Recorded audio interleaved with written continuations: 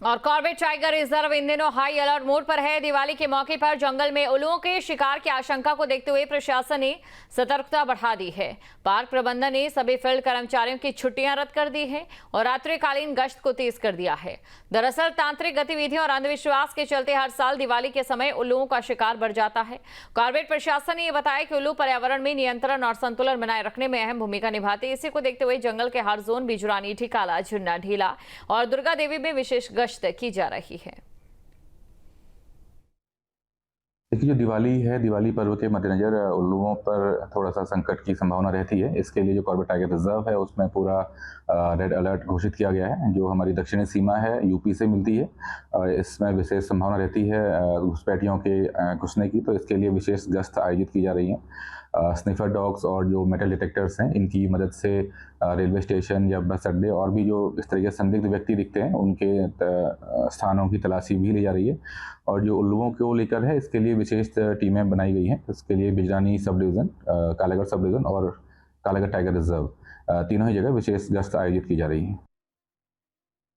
ये बेहद दुर्भाग्यपूर्ण है क्योंकि कुछ लोग अभी भी जो है इनके तंत्र मंत्र पर विश्वास करते हैं और दीपावली के अवसर पर देवी लक्ष्मी को प्रसन्न करने के लिए उल्लुओं की बलि दी जाती है, जो कि बिल्कुल गलत है और दुर्भाग्यपूर्ण है। क्योंकि उल्लू को जो है लक्ष्मी माता का वाहन माना गया है और उसके पीछे जो मुख्य वजह अगर आप देखें तो उल्लू जो है हमारे पारिस्थितिकी तंत्र में बहुत महत्वपूर्ण पक्षी है और चूहों को मारने में बहुत कारगर होता है, तो किसानों का मित्र भी है। तो ये बेहद गलत है। मुझे लगता है कि इस पर रोक लगनी चाहिए और विभाग भी इस पर जो है काफी रूप से सक्रिय रूप से कार्रवाई कर रहा है। दीपावली पर होने वाले उल्लू के शिकार को लेकर पुलिस अलर्ट हो गई है और ऐसे लोगों पर एक्शन लेने के लिए एसएसपी देहरादून ने दिशा निर्देश जारी किए। एसएसपी अजय सिंह ने साफ शब्दों में कहा कि पुलिस ऐसे तत्वों पर नजर बनाए हुए है। कि जैसे धार्मिक हमारे आयोजन होते हैं तो कुछ जो गंतियां हैं या जो कहिएगा किसी के जो ऐसी आस्थाएं रहती हैं कि सोचते हैं कि जो इस तरह के जो प्रतिबंधित हमारे पशु पक्षी हैं उनका कहीं पूजा करके या कुछ अन्य कारणों से वो उसकी कोशिश करते हैं, तो ये कहीं ना कहीं गलत है। क्योंकि जो हमारा फॉरेस्ट एक्ट हो, चाहे हमारा जो ये जितने भी कानून है उसको प्रतिबंधित रखते हैं और इसी सभी चीजों के लिए भी हम कोशिश करते हैं कि जो हमारे और अन्य विभाग हैं उनके साथ अगर कोई शिकायत कहीं मिलती है तो उसको जाके हम रैंडमली चेक करें, रेड करें। खबर अक्सर से है। यहां सीएनजी गैस प्लांट से निकल रहा दूषित पानी जलीय जीव और जानवरों के लिए खतरा बना है। दूषित पानी का कोई उचित प्रबंधन नहीं किया गया। यहां नाला कई गांव से होते हुए बाणगंगा तक पहुंच रहा है। केमिकल युक्त पानी से हजारों मछलियां मर चुकी है।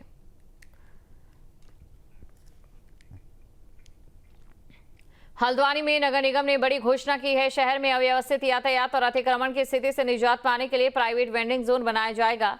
मेयर गजरात बिष्ट ने कहा कि शहर के आसपास कोई भी ऐसा व्यक्ति जिसके पास 4 से 5 एकड़ जमीन हो वो नगर निगम से परमिशन लेकर अपनी भूमि पर वेंडिंग जोन बन सकता है, जिससे कि शहर में यातायात की व्यवस्था सुचारू होगी, अतिक्रमण पर रोक लगेगी। जो हम अभी आज से माननीय मेयर साहब ने ऑनलाइन टैक्स की घोषणा भी करी है, इसको टेस्ट भी किया जा चुका है और आज से हम ऑनलाइन टैक्स पे भी प्रारंभ कर रहे हैं। साथ ही हमारे जो डॉग स्नेचिंग और पशु पंजीकरण वाला जो कार्य है वो भी हमारा तीव्र गति से चल रहा है। और फिर साथ ही जो हम अभी माननीय मेयर साहब के निर्देशन में जो हमारे प्राइवेट वेंडिंग जोन है इस पर कार्य किया जा रहा है और शीघ्र ही इसको धरातल पर उतारा जाएगा। इस तरह नगर निगम आगे भी विकास के कार्य और जो इनके मूल कार्य हैं सफाई और स्ट्रीट लाइट इत्यादि ये करता रहेगा। कई स्थान ऐसे थे जो शहर के अंदर जहां लोगों ने गंदगी का ढेर लगाया है, उन स्थानों को, वो चाहे चंबल पुल का स्थान हो, चाहे वो मंडी के बगल वाली जो सड़क हो वो स्थान हो या अन्य कोई स्थान हो, सभी स्थानों पर हमने सीसीटीवी कैमरे भी लगा दिए। तो वहाँ पर हमने ग्रीन बेल्ट बनाने का निर्णय भी लिया। वर्ली रोड में भी हमने एक नया पार्किंग बना रहे हैं। लगभग 1 किलोमीटर की जो रेंज है उसमें रोड किनारे उसे ग्रीन बेल्ट के रूप में उसे विकसित भी कर रहे हैं। ये सारे काम नगर की भलाई के लिए, नगर के स्वच्छता के लिए, नगर के सुंदर बनाने के लिए, नगर के विकास के लिए हम इन कामों को करने जा रहे हैं। खबर चमोली से है। यहां बद्रीनाथ राष्ट्रीय राजमार्ग के पास बड़ा हादसा टल गया। यहां यात्रियों से भरी टेंपो ट्रैवलर का ब्रेक फेल होने से अफरा तफरी मच गई और वाहन एक पहाड़ी से टकरा गया। गनीमत रही कि इस दौरान यात्रियों को मामूली चोट आई है। एसडीआरएफ के जवानों ने यात्रियों को मुश्किल से बाहर निकाला।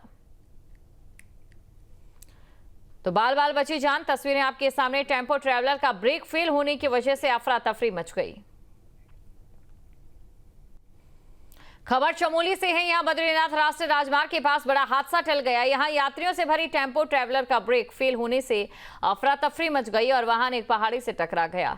गनीमत रही कि इस दौरान यात्रियों को मामूली चोट आई है। एसडीआरएफ के जवानों ने यात्रियों को मुश्किल से बाहर निकाला। तो बाल बाल बची जान। तस्वीरें आपके सामने। टेंपो ट्रैवलर का ब्रेक फेल होने की वजह से अफरा तफरी मच गई।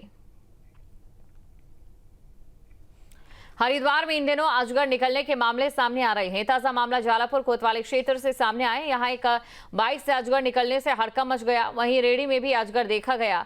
इसके अलावा देर रात हर की पैड़ी के पास एक मगरमच्छ आ जाने से अफरा तफरी मच गई। आनन फानन में सूचना पर पहुंची वन विभाग की टीम ने मुश्किल से रेस्क्यू किया।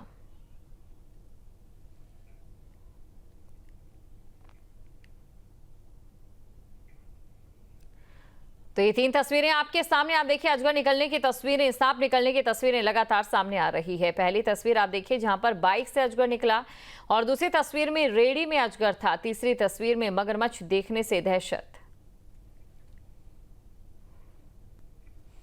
हरिद्वार में इन दिनों अजगर निकलने के मामले सामने आ रहे हैं। ताजा मामला जालापुर कोतवाली क्षेत्र से सामने आए। यहां एक बाइक से अजगर निकलने से हड़कंप मच गया। वहीं रेडी में भी अजगर देखा गया। इसके अलावा देर रात हर की पैड़ी के पास एक मगरमच्छ आ जाने से अफरा तफरी मच गई। आनन फानन में सूचना पर पहुंची वन विभाग की टीम ने मुश्किल से रेस्क्यू किया।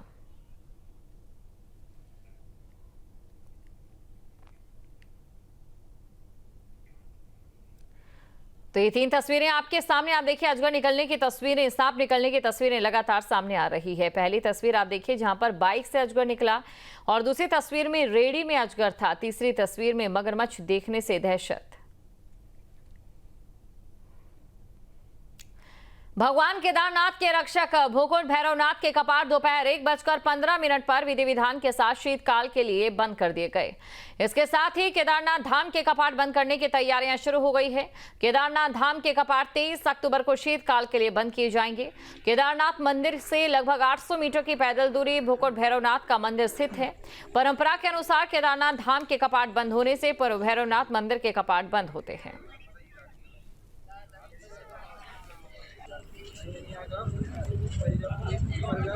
जहाँ भक्ति है हर शब्द में, कथाओं में छुपे हैं दिव्य रहस्य और ज्योतिष देता है जीवन को दिशा। धर्म से जुड़ी हर बातों को जानने के लिए हमारे चैनल स्तुति को सब्सक्राइब करें। चैनल पर जाने के लिए इस लिंक पर क्लिक करें।